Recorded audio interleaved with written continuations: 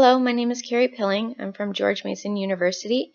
I'm taking HAP 752, and I will be teaching on how to install a VistA electronic health record system using a Windows system.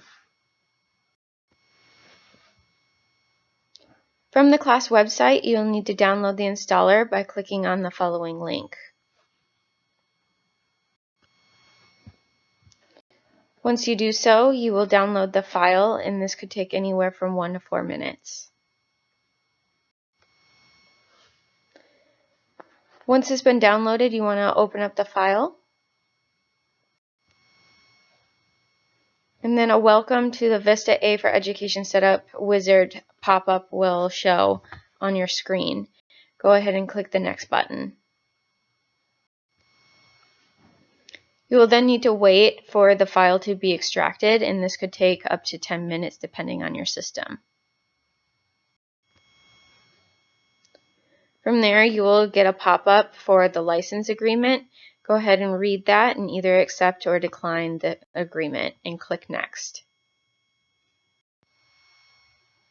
From here, you'll need to select your destination location so that the setup will install the VistA for Education into the following folder.